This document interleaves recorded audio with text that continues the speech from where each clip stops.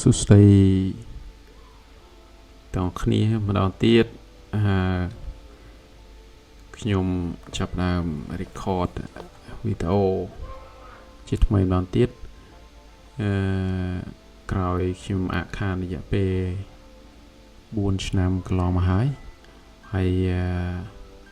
ថ្ងៃនេះខ្ញុំចង់ចែករំលែកអំពីកម្មវិធី Cloud Computing របស់ក្រុមហ៊ុន Microsoft ហើយនៅក្នុងនេះគឺគោលបំណងគឺចង់បង្ហាញពីតើទិដ្ឋភាពទូទៅនៃធាតុផ្សំអីខ្លះនៅក្នុង Microsoft 365ហ្នឹងហើយអត្ថប្រយោជន៍របស់វាហើយតើយើងប្រើ Microsoft 365ហ្នឹងសម្រាប់កន្លែងការងារហ្នឹងវាមានប្រយោជន៍អីខ្លះបាទ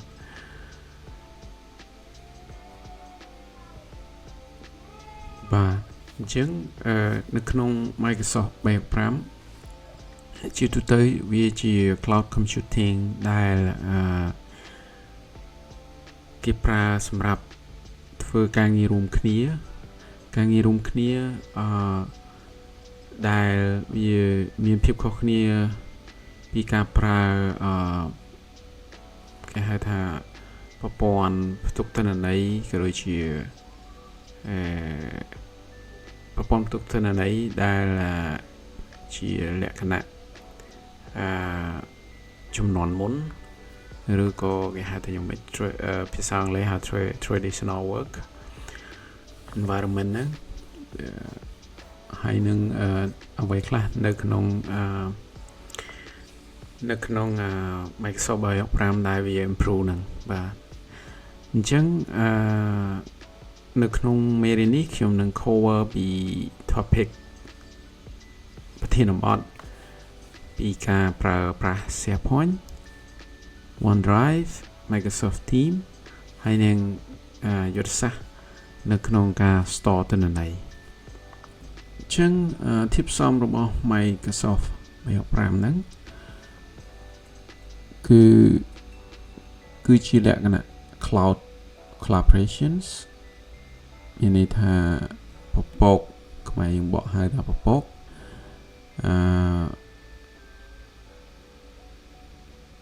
មានន័យថាយើងអាចធ្វើការងាររួមគ្នានៅក្នុងការផ្ទុកទិន្នន័យរួមគ្នាដែលអាចក្រុមការងារហ្នឹងអាចធ្វើការពីកន្លែងណាក៏បានដែរឲ្យតែមានអ៊ីនធឺណិត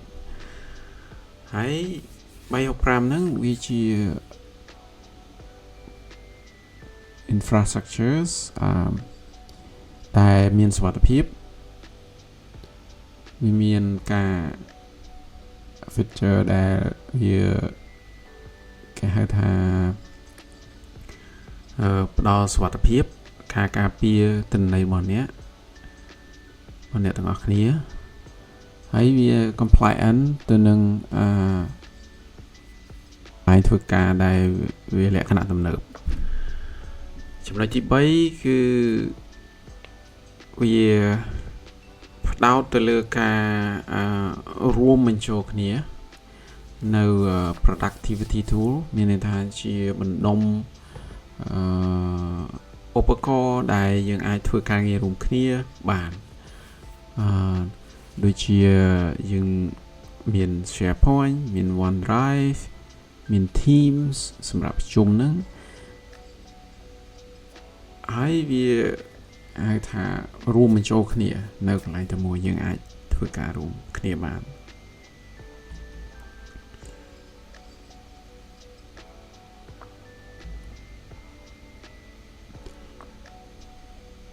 ទីនេះខ្ញុំចង់លើកឡើងបន្ថែមពី Cloud SharePoint Cloud SharePoint គឺជា Cloud Base Technology សម្រាប់ការគ្រប់គ្រង ឯកសារចែកម្លែកឯកសារ store ឯកសារនៅទៅលើគ្រប់គ្រប់ការងារនៅក្នុងស្ថាប័នចំណុចទី2គឺ real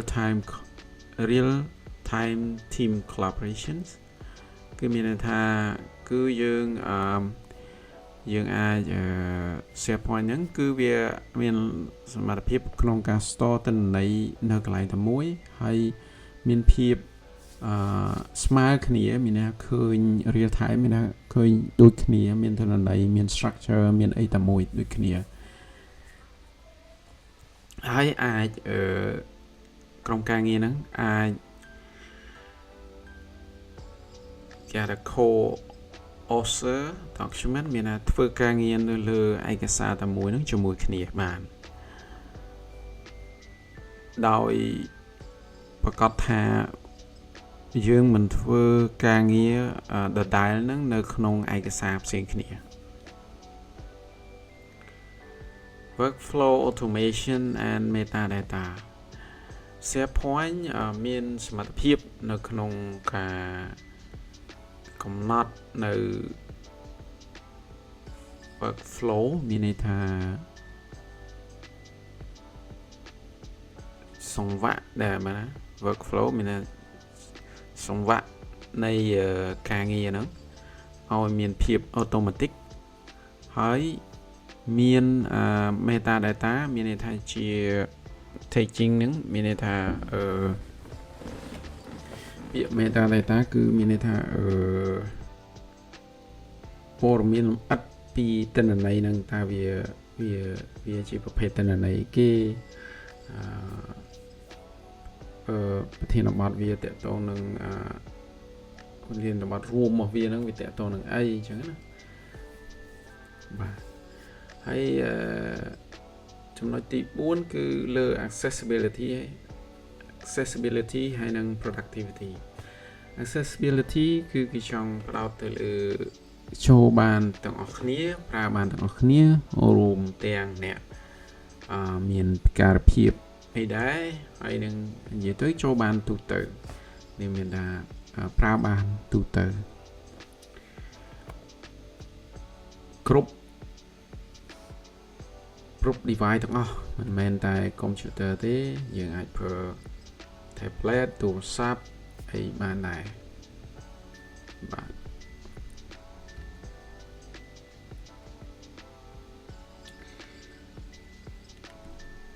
ចំណុចនេះគឺខ្ញុំចង់លើកឡើងពី infrastructure ហើយនិង cost របស់វា Microsoft 365 គឺជា Azure Cloud Platform ដែលយើងអាចពង្រីកបានវាមិនមែនដូចយើងទិញhard drive សម្រាប់ store ឬក៏ទិញ server សម្រាប់ store យើងដឹងទំហំរបស់វាហើយយើងនឹងមានការពិបាកនៅក្នុងការពង្រីកទំហំរបស់វាប៉ុន្តែសម្រាប់ Microsoft Cloud 365 នេះគឺយើងអាចពង្រីកវាបានដោយយើងជាវនៅ cost ជាវនៅ plan ធំជាងហ្នឹងអីចឹងទៅបាទហើយតើតើនឹងការជាវការទិញហ្នឹងគឺយើង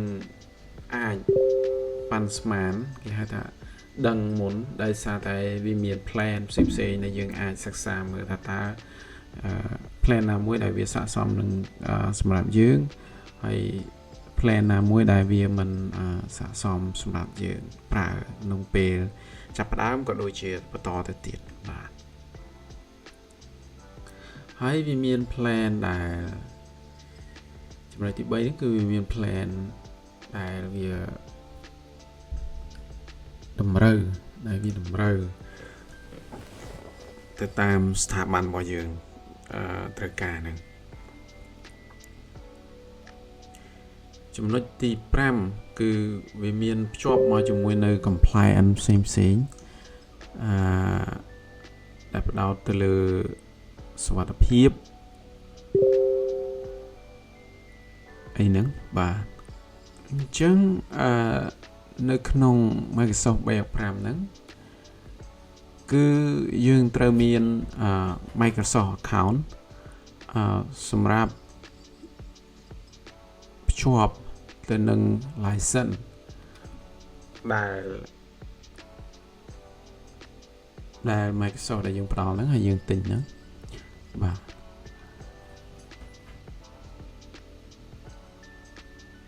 មានន័យថាយើងប្រើ account មួយហ្នឹងគឺក្រុមហ៊ុនគេផ្ដល់យើងមកក្រុមហ៊ុនគេផ្ដល់ឲ្យយើងមកយើងអាច log in ប្រើ account ហ្នឹងតែមួយនៅគ្រប់ទីកន្លែងមិនបាច់ប្រើ account ផ្សេងគ្នាដើម្បីចែកម្លែកឯកសារផ្ញើ email ក៏ដូចជាប្រជុំទេគឺយើងប្រើ account តែមួយហ្នឹងចំណុចទី2មានប្រព័ន្ធសុវត្ថិភាព MFA ហ្នឹង Multi Factor Authentication ហ្នឹងគឺមានន័យថាពេលដែលឧបមាថា hacker គេមានemail account របស់យើងគេមាន password របស់យើងតែគេនៅតែមិនអាចចូលបានទេដោយសារតែsystem ហ្នឹងគឺមានប្រព័ន្ធត្រួតពិនិត្យច្រើនជាន់ហ្នឹងហើយច្រើនជាន់ទៀងផ្ទាត់ច្រើនជាន់មុននឹងយើងអាចចូលទៅក្នុងប្រព័ន្ធរបស់យើងហ្នឹងបាទមាន centralized ដូចជាបានបញ្ជាក់ខាងលើមានន័យថាមាន profile មួយដែល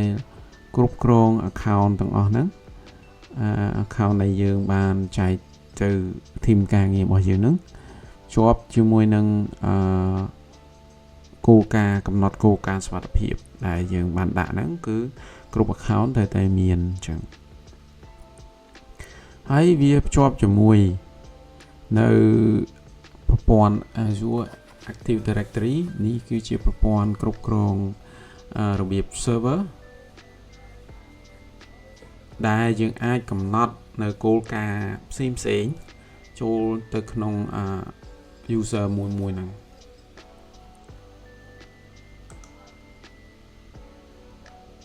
នៅក្នុងនោះapp មួយទៀតគឺ Microsoft Teams ហ្នឹងក៏វានៅក្នុងកញ្ចប់នៃ Microsoft 365 ហ្នឹងដែរដែល Microsoft Teams នេះយើងអាច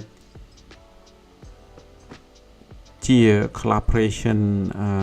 tool មួយដែលយើងអាច chat យើងអាចធ្វើ video call យើងអាច file sharing នៅក្នុង platform ហ្នឹងតែមួយបាទ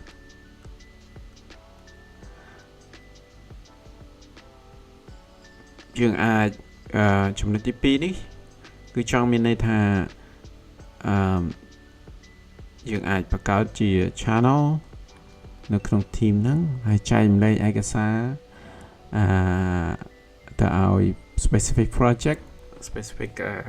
ក្រុមការងារក្រុមគម្រោងឬក៏ department ហើយ Microsoft Teams ក៏វា integrate ជាមួយនឹង Planner ជាមួយ OneNote ជាមួយនឹង SharePoint ដើម្បីឲ្យយើងធ្វើការងាររួមគ្នានៅក្នុងឯកសារតែមួយមានផែនការរួមគ្នាមានការ OneNote គឺជាapplication មួយយើង note យើងដាក់ task យើងអីហ្នឹងចូលគ្នាឲ្យ SharePoint គឺជាកន្លែងដែលផ្ទុកទិន្នន័យរួមគ្នាដែរបាទហើយនៅក្នុង Microsoft Teams ហ្នឹងក៏វា support សម្រាប់ការធ្វើ webinar ហើយនឹង event នេះដែរយើងអាច host webinar យើងអាច live event សម្រាប់ក្រុមការងារនៅក្នុងស្ថាប័នរបស់យើងឬក៏ក្រៅគឺក៏អ្នកក្រៅដែរបាទយើងអាចធ្វើវាបានដែរចំណុចនេះគឺខ្ញុំចង់ចែកម្លែកពី SharePoint ហើយនិង OneDrive គឺយើងអាច SharePoint យើងអាច provide នៅការសហការគ្នានៅក្នុង team ដែរដូចជា library មួយរួមគ្នាយើងផ្ទុកទិន្នន័យរួមគ្នាមាន យើងអាចធ្វើការងារដោយប្រសិទ្ធភាពនៅក្នុងក្រុមបាទហ្នឹងហើយហើយចំណែកឯ OneDrive គឺវាផ្ដោតទៅលើstore ទិន្នន័យនៅលើ cloud ដែរប៉ុន្តែវាផ្ដោតទៅលើ personal ជាទិន្នន័យ personal អញ្ចឹងសម្រាប់ SharePoint គឺសម្រាប់ក្រុមប៉ុន្តែសម្រាប់ OneDrive គឺគេផ្ដោតទៅលើសម្រាប់បុគ្គលប៉ុន្តែនៅក្នុង365គឺ OneDrive គឺវាជួយជា application មួយដែលជួយ sync ជួយគេហៅថាសមកាលកម្មភាសាខ្មែររបស់យើងsync application នៃ SharePoint document ហ្នឹងឲ្យវាupload ឬក៏ទាញចូលមកក្នុងកុំព្យូទ័ររបស់យើង upload ទៅ server ឬក៏ទាញចូលមកក្នុងកុំព្យូទ័ររបស់យើងបាទហើយចំណុចទី3នេះគឺ real time co-authoring នេះគឺយើងអាចលទ្ធភាពនៅក្នុង SharePoint ហ្នឹងយើងអាចធ្វើការងាររួមគ្នាតែឯកសារដែលធ្វើការនៅលើ OneDrive ឬក៏ SharePoint ហ្នឹងគឺយើងអាច share ឲ្យអ្នកដទៃទៀតធ្វើការក្នុងពេលតែមួយនៅលើឯកសារតែមួយដូចជាឯកសារ Word ឯកសារ Excel ឯកសារ PowerPoint បាទផ្សេងនេះអាចធ្វើការងាររួមគ្នាក្នុងពេលតែមួយនៅលើឯកសារតែមួយនេះជាចំណុចខុសគ្នាធំបំផុតកាលពីមុនដែលយើងធ្វើឯកសារមួយប៉ុន្តែពីមុនគឺយើងធ្វើម្ដងម្នាក់ឬក៏ធ្វើផ្សេងគ្នាហើយយើងផ្ញើមករួមគ្នាហើយយើងយកមកcombineចូលគ្នាប៉ុន្តែសម្រាប់ចៃវិទ្យាថ្មីគឺយើងអត់ធ្វើអញ្ចឹងទេគឺយើងធ្វើនៅលើឯកសារតែមួយនឹងដោយផ្អែកទៅលើគណនីយើងមួយហ្នឹងយើងធ្វើហើយ365ក៏ដូចជា SharePoint វានឹង store នៅចំនួនឯកសារនោះចំនួនកំណែឯកសារនោះនៅកន្លែងមួយថាអ្នកណាកែអីអ្នកណាកែអីអញ្ចឹងទៅបាទហើយចំណុចទី5នេះ secure access control យើងអាច customize មានន័យថាផ្ដល់នៅសិទ្ធិសម្រាប់ការ share នោះវាមានកម្រិតរបស់វាកម្រិតគ្រាន់តែឲ្យ view កម្រិតឲ្យមើល view ហ្នឹងមើលហើយកម្រិតឲ្យកែបានកម្រិតជាម្ចាស់កម្មសិទ្ធិនៃឯកសារហ្នឹងតែម្ដងនៅក្នុង SharePoint ហើយវាមានតកតទៅនឹង compliance ផ្សេងនៅក្នុងorganization នឹងដែរតែធ្វើមកតែវាជាសិទ្ធិឧបមាថាឯកសារហ្នឹងគឺយើងគ្រាន់តែឲ្យមើលទេប៉ុន្តែយើងមិនអាចឲ្យអ្នកណាម្នាក់កែបានទេឬក៏យើងអាចផ្ដល់សិទ្ធិឲ្យគាត់កែក៏បានដែរបាទ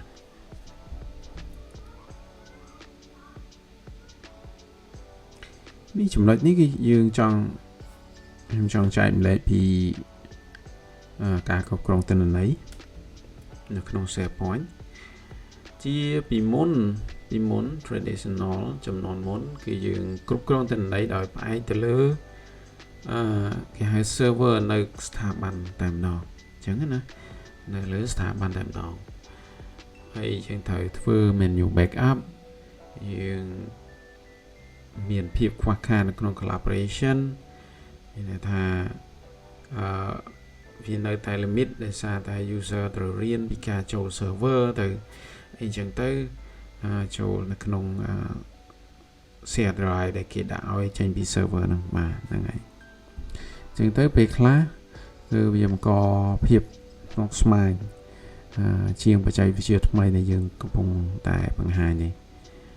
សម្រាប់ចំណុចទី2គឺយើងចង់ចែកម្លែកពីថាអ្វីជា cloud data solution ហ្នឹងគឺយើងចង់និយាយពី Microsoft 365ហ្នឹងគឺវាផ្ដល់នៅសុវត្ថិភាពខ្ពស់ access បានគ្រប់ device ពីកន្លែងណាក៏បានហើយវាអាចគ្រប់គ្រងយើងអាចដាក់ automate គ្រប់គ្រងពីគណនីធំមកឲ្យវាគ្រប់គ្រងនៅលើហ្នឹងហើយនឹងលើកកម្ពស់ការធ្វើការសហការគ្នាបាទហ ហើយចំណុចមួយទៀតគឺវាទាក់ទងទៅនឹង real time collaboration មានន័យថាយើងធ្វើការងារកាន់តែជិតស្និទ្ធជាងមុនដោយការធ្វើនៅលើឯកសារតែមួយនៅក្នុងទាំងអស់គ្នានៅក្នុងពេលតែមួយបាទហ្នឹងហើយ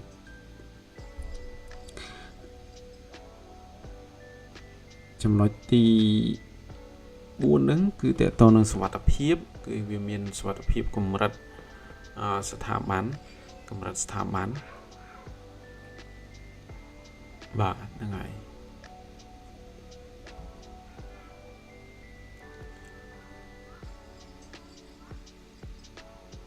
ចឹងចំណុចបន្ទាប់ទៅនេះខ្ញុំសង្ឃឹមថាអ្នកទាំងអស់គ្នានឹងអាចយល់ពីខ្លះអ្វីទៅជា365ហ្នឹងបាទហ្នឹងសូម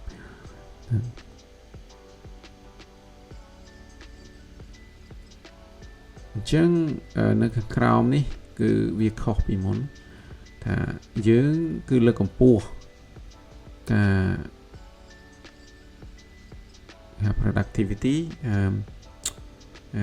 លទ្ធផលសមិទ្ធផលបាទកម្ពស់សមិទ្ធផលការខ្ពស់ផលនឹងចេញកាន់តែច្រើនហើយយើងប្រើwork នៅក្នុងការងារស្រួលយើងចង់និយាយថា streamline ហ្នឹងលំហនៃការងារបាទលំហនៃការងារហើយដូចជាងាយស្រួលនៅក្នុងការគ្រប់គ្រងឯកសារចំណុចទី2គឺ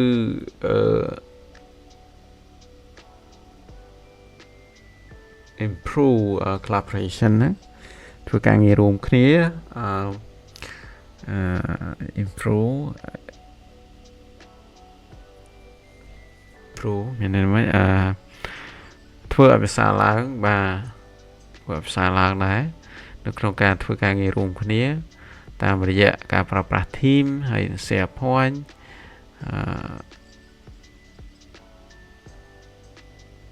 ក្នុងការទំនាក់ទំនងនៅក្នុងក្រុមការងាររបស់យើងបាទហើយមានភាពល្អប្រសើរនៅក្នុងការគ្រប់គ្រងទិន្នន័យដោយយើងការប្រើប្រាស់ OneDrive ហើយយើងមាន account ធំមួយដែលគ្រប់គ្រងទៅលើសុវត្ថិភាពហើយនឹងគ្រប់គ្រងទៅលើការឲ្យផ្សិតនៅក្នុងការសេះទិន្នន័យបាទ